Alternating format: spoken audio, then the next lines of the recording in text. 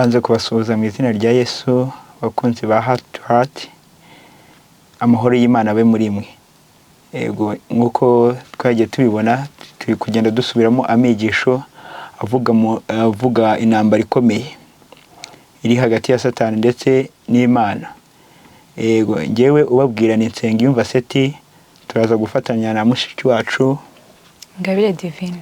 Ni twebwe tugiye kubafasha gusobanukirwa iby'Imana ishaka. Mbere yo gutangira reka tubanze twiragize Imana tubifashijwemo na mushiki wacu. Neke dusenge.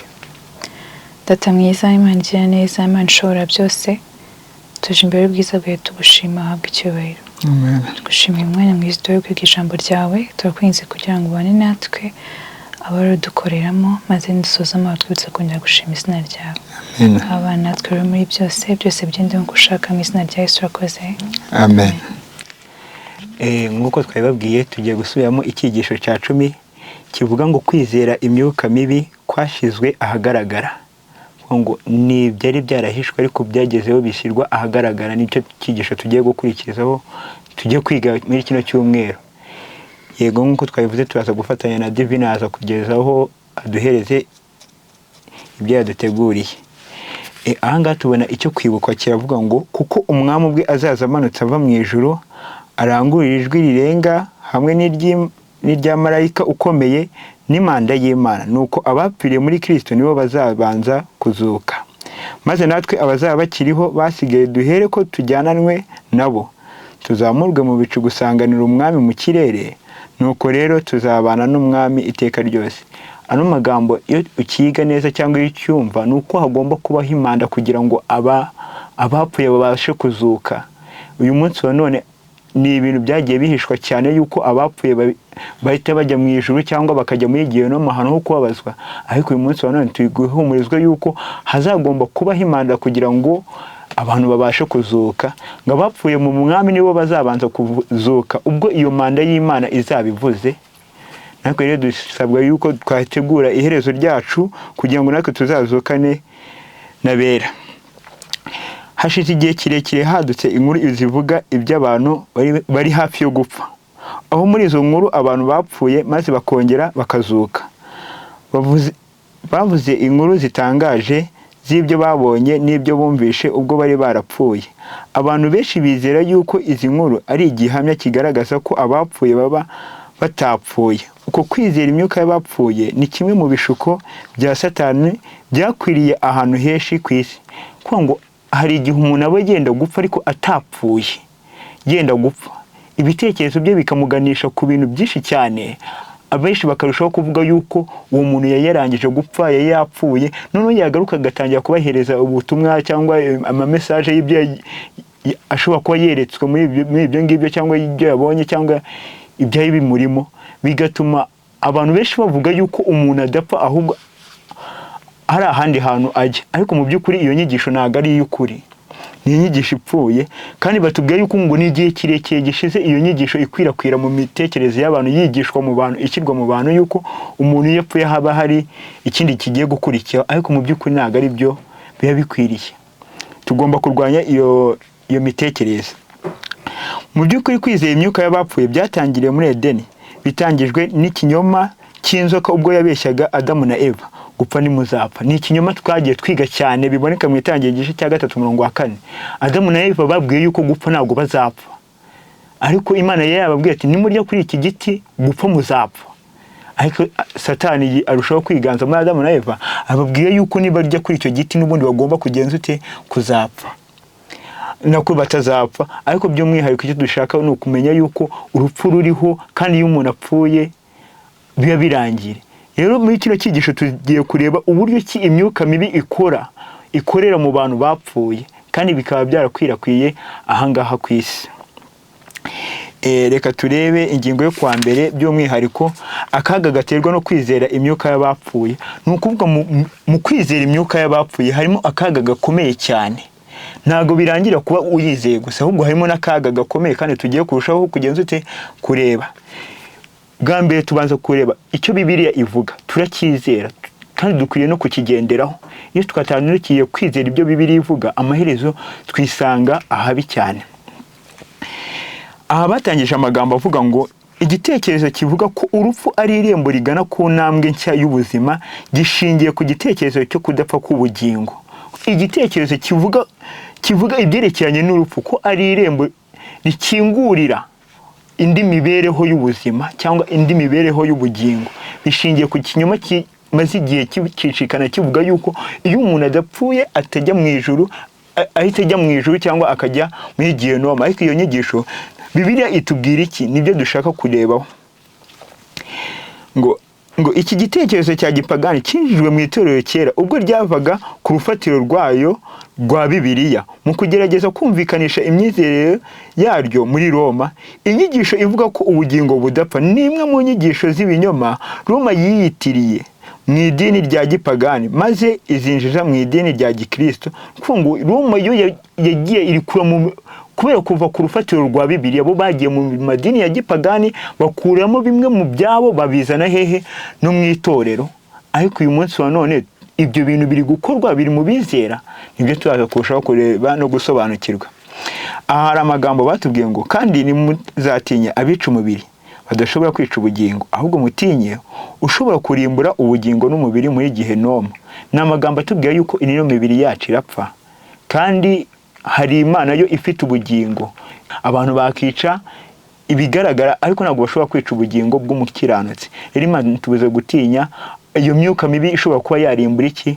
Ubugingo bwacu. Imana yabujije ubwoko bwayo kugira uruhare mu gukorana n'imyuka mibi y'ubwoko bwose. Ntabwo bagombaga kwihanganira ushikisha cyangwa umushyitsi. Ni ukuvuga ngo icyabagaho umuntu washikishaga cyangwa umushyitsi, iyo habagaho mu bwoko bw'Imana kuba uwo muntu yagaragaraga, igihano bagombaga kumuhesha cyari cyo kumutera amabuye kugira ngo bamutsembe bamukureho, kuko yabaga ari ikibi mu bantu. Imana rero yabicishaga igihano gikomeye cyane cyo guterwa amabuye. Rero icyo kintu Imana ntabwo yashakaga yuko cyaguma mu bwoko bw'Imana, kandi yarushijeho kukibuza ubwoko bw'Imana. Mushiki wacu yadufasha gusoma muri Yesaya igice cyaho cya 8 umurongo wa 19 n'uwa 20 tukareba icyo ijambo ry'Imana ritubwira. Yesaya igice cya 8 yego umurongo wa 19 n'uwa 20 haravuga ngo kandi niba bababwira ngo nimushake abashitsi mubashikishe, mushake n'abapfumu banwigira bakongorera, mbese abantu ntibari bakwiriye gushaka Imana yabo bakaba ariyo babaza? Mbese iby'abazima byabazwa abapfuye? Yego. Nimusange amategeko y'Imana n'ibiyihamya, nibatavuga ibihwanye n'iryo jambo nta museke uzabatambikira. Urakoze cyane. By'umwihariko murumvishe ano magambo ni amagambo akomeye. Niba babwiye gushaka abashyitsi kugira ngo umushikishe, niba babwiye gushaka abapfumu cyangwa abaraguzi, ntimuzabigeyo. Ariko ijambo ry'Imana riratubwira ngo mbese abantu ntabwo bari bakwiriye gushaka Imana ngo bariyo babaza ibyabo. Abantu rero bakwiriye gushaka Imana bigishoboka, bakayibaza ibyabo aho kujyana ibibazo byabo mu bapfumu. Akenshi na kenshi iyo tujyanye ibibazo byacu mu bapfumu baduhereza ibintu tutazashobora. Abenshi hari abantu uzasanga bafite inzoka mu nzu, abapfumu babwiye ngo kugira ngo tuguhe iki ngiki nawe uraduhereza iki ngiki, ariko mu ijuru hari Imana ibyo ngibyo biduhera ku buntu, kandi yabona ari bibi kuri twebwe ikaba yabasha kugenza ute kubitwima. Rero hasi baravuga mbese iby'abazima byabasha kubazwa abapfuye? Ijambo ry'Imana rishaka kutubwira nuko tugomba gushanga amategeko y'Imana n'ibiyahamya. Abantu niba batavuga ibihwanye n'ibyo nta museke uzigiye batambikira. Niko bimeze. Ahangaba imyizere ivuga ko abapfuye bahita bajya mu ijuru bakimara gupfa, nubwo idashingiye kuri Bibiliya, kimwe no kuruhuka icyumweru. Imaze igihe kirekire ibayeho kandi yamaze gushinga imizi ku buryo bikomerera abantu kuyireka.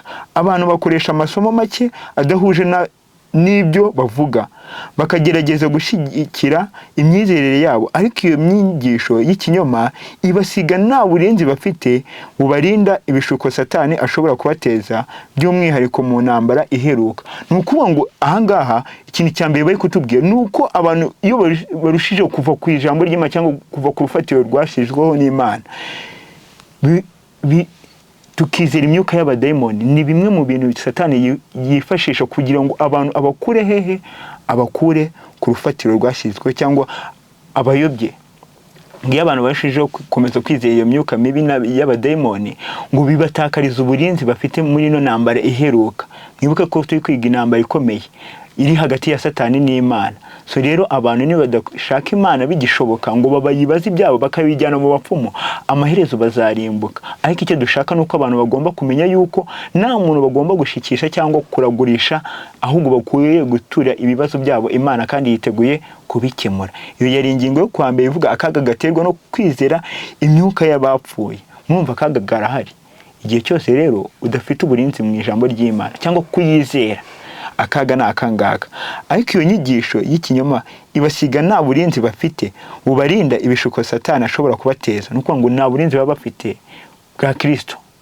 Satani ibishuko byose abateje ni ukuvuga ngo bibageraho kubera yuko banze kwakira iki ijambo ry'Imana cyangwa kugira ngo bizere iki ijambo ry'Imana ryavuze ku myuka mibi y'abapfuye. Ingingo yo kwa kabiri avuga ngo urupfu mu isezerano rya kera. Mu isezerano rya kera naho tugenda tuhabona ibyagiye bihabera. Aha hari isomo baduhaye ryo muri Zaburi igice cya 6:6 bahadusomera mushiki wacu. Haravuga ngo kuko upfuye atakikwibuka ninde uzagushimira ikuzimu. Urakoze cyane. Umuntu yapfuye ntago abakibukwa, nta n'uwamushimira ahantu yagiye, nta n'uwamuvugisha, nta n'uwagira iti. Rero ni igihamya yuko abantu iyo bapfuye batajya mu ijuru, kuko bajya mu ijuru n'ubundi ntabwo Imana yazazana ingororano, kuko ingororano ni ukuzajya mu ijuru. Ariko abantu iyo bapfuye bajya mu bituro kandi ahantu batabasha kumva abazima. Ahangaha batubwira yuko kudasobanukirwa n'ukuri kwerekeranye n'urupfu bituma abantu benshi bagwa mu bishuko bya Satani. Kutabisobanukirwa bituma abantu benshi bagwa mu bishuko bya Satani. Bese bazagendererwa n'imyuka y'abadayimoni. N'amagambo aboneka mu ntambara ikomeye paje ya 395 ngo benshi bazagendererwa n'imyuka y'abadayimoni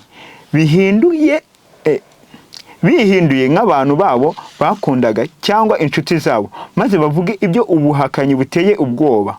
Aho bashyitsi bazigaragaza nk'abadufitiye impuhwe kandi bakore ibitangaza kugira ngo bashyigikire imigambi yabo. Dukwiriye kwitegura guhangana nabo twitwaje ukuri kwa Bibiliya, duhamya ko abapfuye ntacyo bamenya kandi ko abo ari imyuka y'abadayimoni.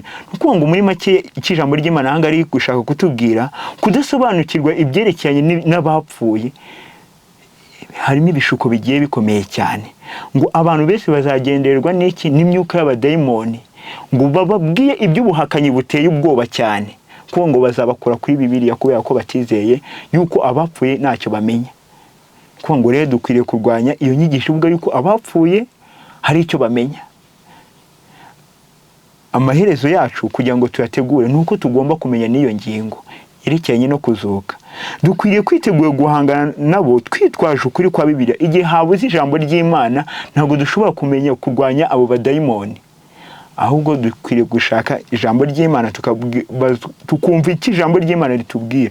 Ahangaha hari amagambo yabonekaga muri Yobu 19:25-26, ariko Yobu yari asobanukirwe yuko namara gupfa azongera guhabwa umubiri utabora. Uyu nguyu uzabora ucikeho napfa nyine birangire, kandi byarabaye. Ariko yizere yuko ku munsi w'Imana hazavuga impanda, abapfuye bakongera bagahabwa indi mibiri mishyashya. Natwe rero ibyo ngibyo byakagombye kuba ibyiringiro byacu nk'uko Yobu nawe yagenze ute, nk'uko nawe yari abifite. Nubwo tubabazwa n'abapfuye, tekereza ibyerekeranye n'abapfiriye muri Kristo muri ubu buryo. Iyo abapfuye bafunga amaso yabo maze hatitawe ku burebure bw'igihagararo bazamara bategereje kugeza Yesu agarutse, ikintu bazamenya kikaba ari ukugaruka kwa Yesu. Ikintu cya mbere bazakora ku munsi w'umuzuko ni ugutangara bati Yesu agarutse vuba. Ni igihamya kigaragaza yuko abapfuye ntacyo bamenya. Igihe hazaba habayeho icyo bitwa kuzuka, nibwo abapfuye bazavuga ati haciye igihe gitoya. Ni ibitotsi ubundi uru rupfu dupfa barujyanyije n'ibitotsi. Abakomeje kwiga neza ni ibitotsi dusinzira. Rero uyu umuntu akangutse yumva nyine ibya nijoro byari ako kanya. Rero n'abapfuye nibazuka bazajya kubona Yesu ko yihuse, buriya Adamu haciyeho imyaka myinshi cyane apfuye, ariko nazuka impanda y'Imana ivuze bizamera nk'umunsi nk'ijoro ryose. Ariko icyo Imana ishaka ni uko tutarushaho kujya muri iyo myitwarire cyangwa iyo myizerere, ahubwo tugashaka Imana bigishoboka, ntitukajya mu bapfumu, mu baraguzi, mu bahehe. Ibyo ngibyo bizadusiga igisigisigi mu ijambo ry'Imana. Ingingo yo kuwa gatatu iravuga ngo urupfu mu isezerano rishya. Twarebaga urupfu mu isezerano rya kera. Mu isezerano rya kera nk'uko hari n'abami bagiye bapfa, murabizi yuko ba Dawidi bapfuye, ingoma zabo zigahabwa abana babo, abami bagendaga batanga, ntabwo ari bo bonyine, n'abatambyi bagendaga batanga bagapfa hagasimburwa. Ni ukuvuga mu isezerano rya kera tubonye yuko urupfu rwemewe ari uko umuntu apfa ntagire ikindi kintu amenya. Ariko urupfu mu isezerano rishya rwo rwaba rusobanuye iki? Wadusomera muri Yohana igice cya 11 umurongo wa 11 kugera kwa 14. Avuze atyo aherako arababwira ati, inshuti yacu Lazaro irasinziriye, ariko ngiye kumukangura. Abigishwa bamubwira bati, databuja niba asinziriye azakira. Nyamara Yesu yavugaga iby'urupfu rwa Lazaro, ariko bo batekerezaga yuko avuze gusinzira kw'ibitotsi. Yesu niko kuberurira ati, Lazaro yapfuye. Murakoze cyane, murabyumvishije. Yesu yababwiye yuko asinziriye. Bo mu mitima yabo batangira kuvuga ati ubwo atsinze arakanguka. Yesu araberurira aravuga ati uyu muntu yapfuye byarangiye, nta kintu ari kumva, kuko wasinze wamukangura wamukora ukavuga ati kanguka. Araberurira uyu yapfuye, nabo barabyizera. Ariko Yesu mu mbaraga z'ububasha byarangiye amuzuye. So rero Yesu niwe ufite kuzura. Ahanga mu Bakorino, urwa mbere rw'Abakorino igice cya 15 umurongo wa 51 kugeza kwa 54, mwumve amagambo ngo dore mbamenera ibanga, ntituzasinzira twese, ahubwo twese tuzahindurwa mu kanya gato ndetse mu kanya nk'ako guhombya, ubwo impanda y'imperuka izavuga. Impanda izavuga kuko abapfuye bazurwe, ubutazongera kubora, natwe duhindurwe. Kuko uyu mubiri ubora ukwiriye kuzambikwa kutabora, kandi uyu mubiri upfa ukwiriye kuzambikwa kudapfa. Ariko uyu ubora numara kwambikwa kutabora, n'upfa ukambikwa kudapfa, nibwo hazasohora rya jambo ryanditswe ngo urupfu rumizwe no kunesha. Warupfuwe, kunesha kwawe kuri? Warupfuwe, urubori rwawe ruri he? Nukuvuga ngo ubwo impanda y'Imana izabivuze nibwo ibyo byose bizasohora, nibwo urupfu tuzaba turunesheje. Uyu munsi none urupfu rwatunesha, tukajya mu bituro, tukabamo igihe kirekire cyane twarapfuye, nta kintu tumenya biri kubera muri ino si. Ariko ijambo ry'ihumure nuko uyu mubiri wacu nubwo ubora ukajya mu gitaka, Yesu navuze impanda, abapfiriye muri Kristo bazabanza kuzuka kandi bagahabwa ubugingo buhoraho, bagahabwa ryasezerano Imana yarahaye Adamu, bakongera kurya kuri cya giti cy'ubugingo gituma bazabaho by'iteka ryose kandi bakabaho mu buzima bwiza. Natwe uyu munsi wa none dukeneye kugenza ute kwa gusaba imbaraga y'Umwuka kugira ngo itubashishe, kugira ngo igihe cyose imyuka y'abadayimoni itugezeho tujye tubona uburyo ki twabikontorora kandi twabinesha. By'umwihariko urabizi iyo umuntu apfuye abenshi bavuga yuko ajya mu ijuru. Tekereza upfuye umuntu akajya mu ijuru, ukajya mu ijuru ukabona wenda n'urugero nk'umugore wawe papa w'abana yabataye, byakubabaza. Kuvuga ngo iryo joro ryaba ririmo imibabaro, kandi mu ijuru nta mibabaro izigera igenza ute ibayo. Rero abantu bapfuye ntabwo bajya mu ijuru, kuko mu ijuru nta kubabara, kuko hageze ukareba ibiri kubera ku isi abo wahasize bishobora kugutera agahinda ukabaho mu ijuru ubabaye. Ariko mu ijuru nta kubabara kuzabaho. Ntigihamye kigaragaza yuko abapfuye rero baguma hehe? Mu gitaka. Ahangaha turi kwenda kugera ku musozo. Ubutumwa bwiza bushimangira ko ubugingo buhoraho muri Kristo buri muri Kristo wenyine. Ubugingo buhoraho buri muri Kristo wenyine. Abadayimoni bose bikuzimu ntabwo bashobora kwambura abizera ibyiringiro byabo by'ubugingo buhoraho. Kristo yatsinze urupfu ku musaraba, izina ry'Imana rihimbazwe. Ibituro ntabwo bigishoboye kugumana inzirakarengane. Kuzuka kwa Kristo ni igihamya kigaragaza ko ubwo azaba agarutse abizera bose bazazuka bakava mu bituro byabo, izina ry'Imana rihimbazwe. Ni ukuvuga ngo rero ibituro, nimba twizera Kristo, abiringiye Kristo, abadayimoni ntabwo bashobora kubagenza ute kubavana muri ibyo byiringiro byabo by'uko naho bapfa bazongera kuzuka. rero kuba Kristo yarazutse ni igihamya kigaragaza yuko natwe tuzazuka. Ariko nimba tutizera yuko Kristo yazutse, kwizera kwacu nta kintu kwaba kumaze. N'abapfuye mbere bose batazabona ubugingo buhoraho, nta kintu byaba bimaze. Ariko nimba twizera ko Yesu yazutse kandi yiteguye no kuzazura abamwizeye bose, natwe duhirimbaniye kugira ngo iyo mbaraga ya mwuka izabe muri twege. Abadayimoni ntibakadushuke cyangwa ntibakatuzire mu ishusho y'abacu ngo batubwire ibyo kudukura ku ijambo ry'Imana. Igihe cyose ugenderewe n'abantu mu nzozi bakuganiriza, ujye ubyuka usenga Imana, uvuge ati Imana, ino myuka y'abadayimoni kuki nshaka, maze usabe Imana ikongerera imbaraga. Nibyo byazatubashije kunesha urugamba. Dusaba umwuka w'Imana kugira ngo abane natwe kandi akomeze kuduha imbaraga yo kugira ngo turwanye iyo myuka mibi. Kwizo rya byose tuzanesha, nibyo nabifuriza. Nanjye nisabira mu izina rya Yesu. Amen. Kadukomerezeho no mu ngingo zikurikiye n'umuvandimwe wacu. Ego, murakoze. Tugeze ku ngingo kwa kane, nitwa Ingabire Divine nkuko nabibabwiye. Ingingo yo kwa kane ifite umutwe uvuga ngo kwizera imyuka mibi mu minsi y'imperuka, nk'uko icyiciro cy'icyumweru cyose kivuga, ariko hari umugabane wa mbere n'umugabane wa kabiri. Ingingo yo kwa kane rero ni umugabane wa mbere, iyo kwa gatanu ni umugabane wa kabiri. Muri iyi ngingo yo kwa kane rero batubwiye yuko umwanzi azakoresha nyine ibimenyetso n'ibitangaza kugira ngo ayobye benshi mbere yuko Yesu agaruka.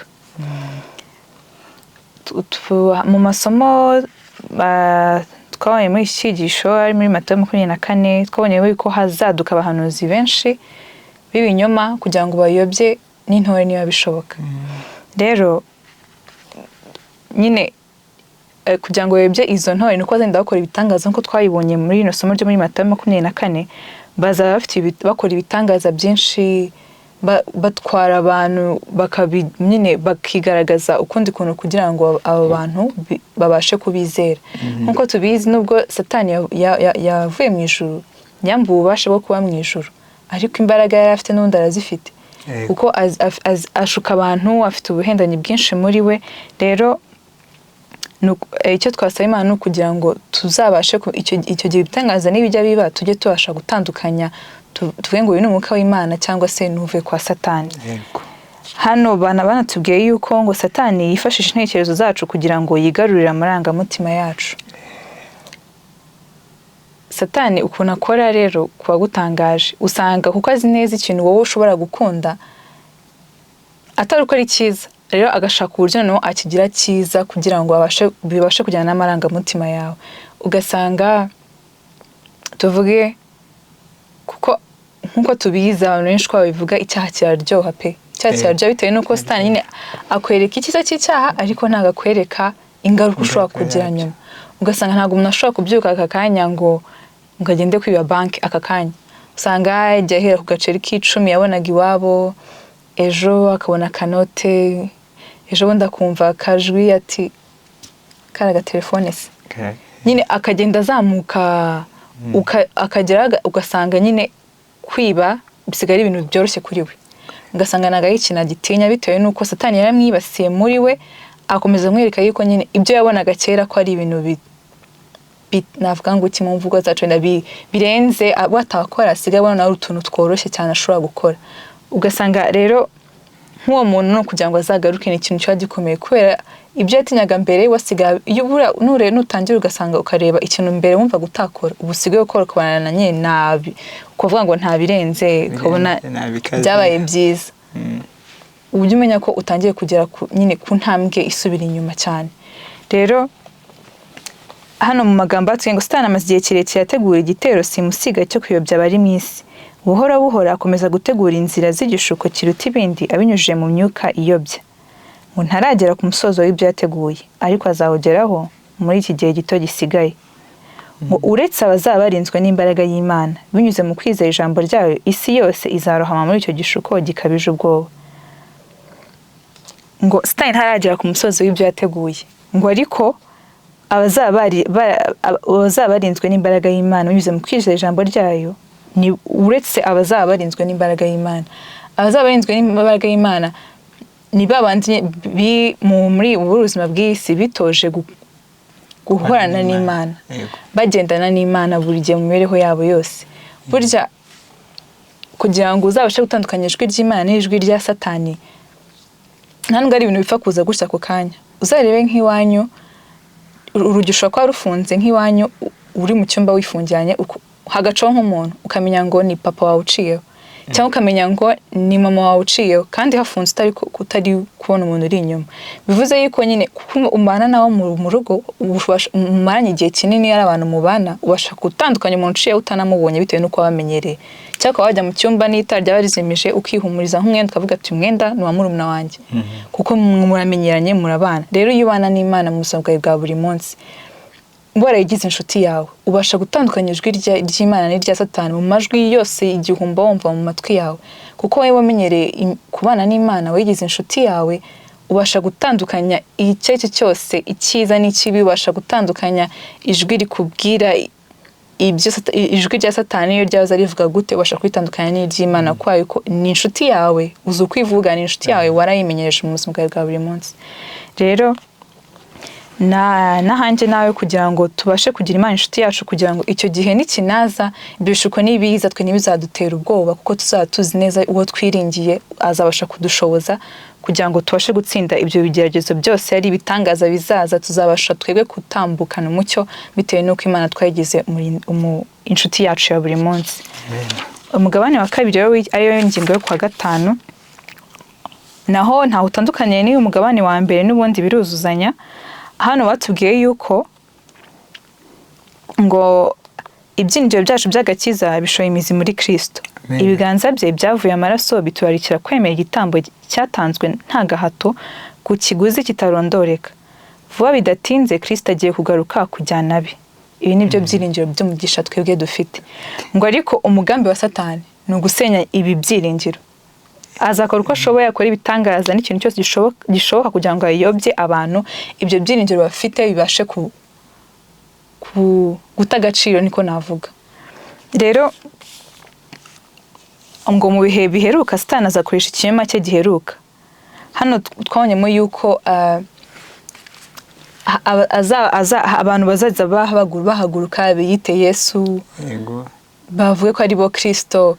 Ikintu cyanteye ubwoba n'ukuntu ntabwo ibintu bizaba mu matorero y'ahandi gusa, no mu matorero yacu bizaba. Ahantu mperutse gusengera ku isabato, hari umupasiteri w'i Rwamagana watubwiye uburyo ngo mu itorero yari ayoboye, ngo yaragiye yita Yesu, nyine akiyita Yesu. Mu itorero ryacu yita Yesu, afata umukuru w'itorero wari inshuti ye amwita Mwuka Wera, afata n'undi wari umwungirije wari wungirije mukuru w'itorero wungirije niyo atari umudiyakoni, ngo amwita marayika. Ngo rero urumva nimba ibyo bintu bishobora kuba mu itorero ryacu, ni ibintu bishobora kugusha abantu. Ikibazo cyaje kuvuka rero ngo igihe marayika byaje kugaragara yuko yatewe inda na Yesu. Rero urumva yuko nyine ni ibintu biba bitangaje pe. Njye byanteye ubwoba kumva, numvaga ari ibintu bizaba kure bikabera mu yandi matorero, nkajya numva ngo mu itorero rya hehe ngo haje abantu bitse Yesu, ngo haje iki. Ariko nimba bishobora no kuba mu bantu muhorana, mu muntu mu mupasiteri bizeraga yuko wakwigisha ku itorero ryawe, wabonaga yuko ari umuntu ushobora wareberaho nk'urugero, wenda kwigisha ugafashwa, ugasanga umuntu niwe uje ukora ibyo bintu. Bivuze ko aba bafite ubushobozi bwinshi bwo kuba yakugusha. Rero aka kanya niko konyine dufite kugira ngo tubashe gukomeza gusenga kurushaho, kuko mu ijambo ry'Imana niho honyine dukura imbaraga zizatubashisha ibyo gihe ibyo nibiza. Mu ijambo ry'Imana niho honyine dushobora kubasha gukura ubwenge, niho dushobora gukura ibyiringiro. Ibyo Satani ashaka yuko ibyiringiro byacu bijya hasi, niho honyine dushobora gukomeza gukura ibyiringiro. Rero ngo igikorwa gihebuje ibindi mushukanyi bukomeye nuko Satani ubwe azihindura nka Kristo, azigira marayika w'umucyo. Nk'ibyo twavuga mu mugabane wa mbere, ikintu cyose wabona ko ari kibi, hari igihe uzagera ukajya rwose ni ikintu cyiza we wakora, kuko ibyo bibi wabonaga ko ari bibi uzabusiga nyine uzajya ubona birimo umucyo pe, ubone ko nta kintu ubigenderemo rwose nta kibazo.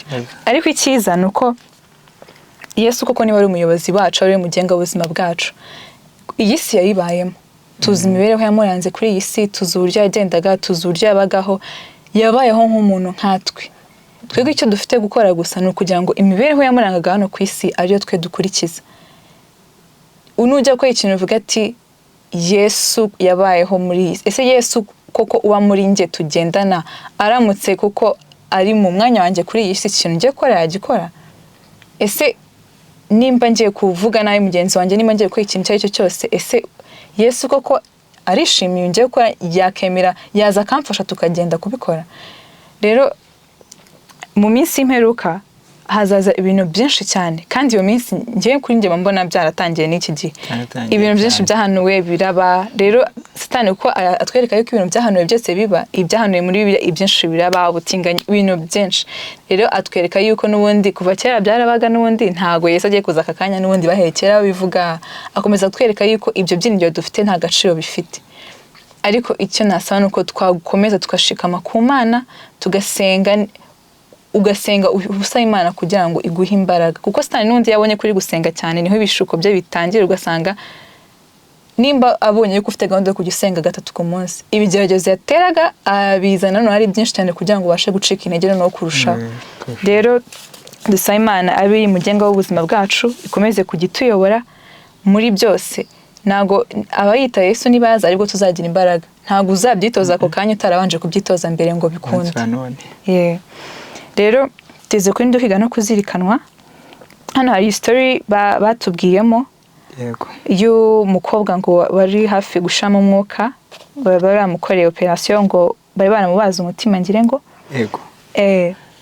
ngo muri icyo gihe rero ari hafi gushama, ngo ari kukundi usiganya kuka gake, ngo yarasinziriye, ubwo yarasiganya kuka gake ameze nk'umuntu utariho hano ku isi. Ngo yabonye musaza we, ngo yabonye musaza we nyine mu ntekerezo ze hajemo musaza we. Ngo ubwo yakangukaga rero ngo yaje kubitekereza papa we, ngo amubwira yuko ngo yabonye musaza we.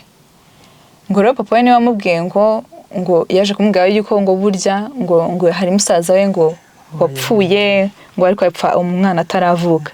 Papa we rero ngo niwe nyuma waje gutangira kujyandika ibitabo, akerekana uburyo ngo uburyo ahuza ibitekerezo bivuga ko umuntu ahita ajya mu ijuru akimara gupfa nk'uko babitubwiraga.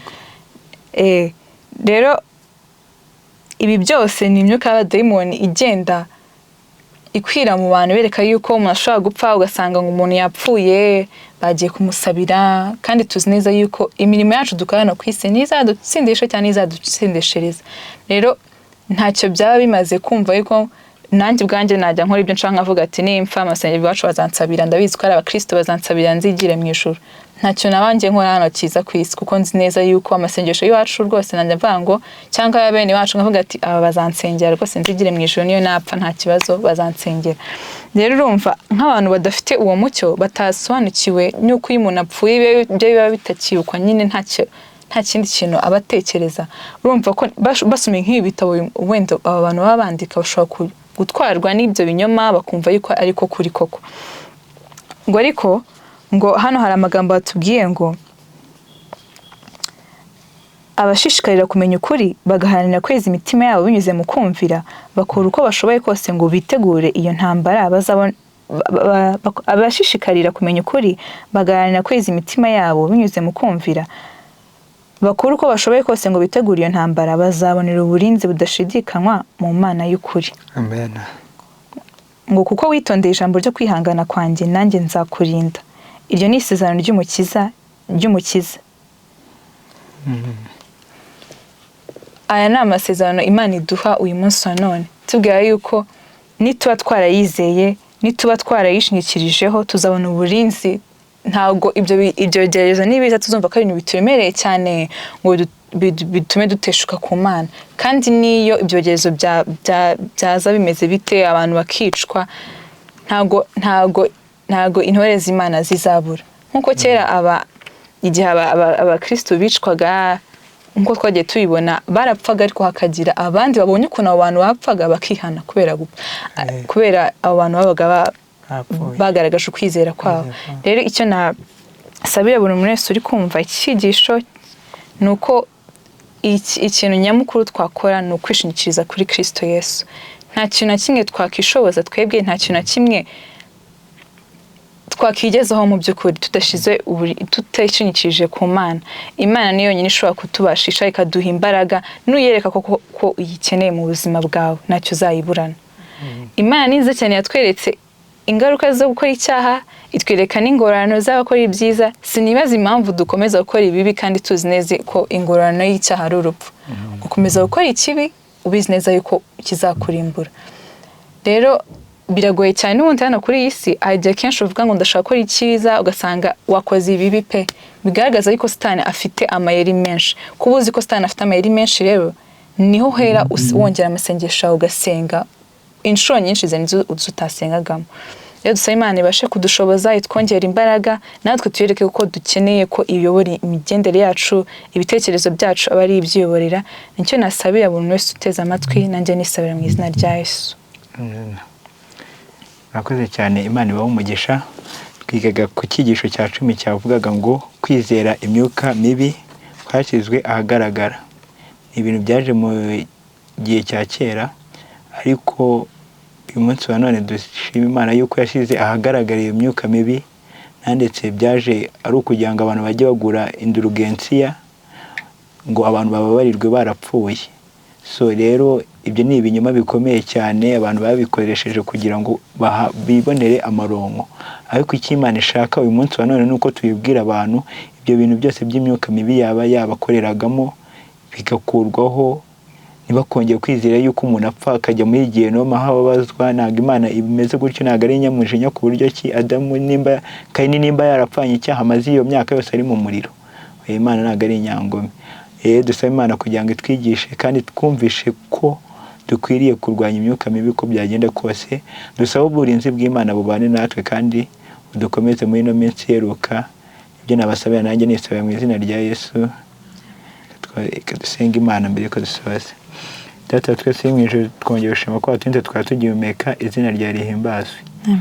Imyuka y'abadayimoni ikomeza kwiganza kandi iri gukorera mu bantu batuzengurutse. Satani ari gukoresha uburyo bwose bushoboka kugira ngo abashe kurimbura ikiremwa muntu, ariko Data twongerera ibyiringiro byo kugumana nawe.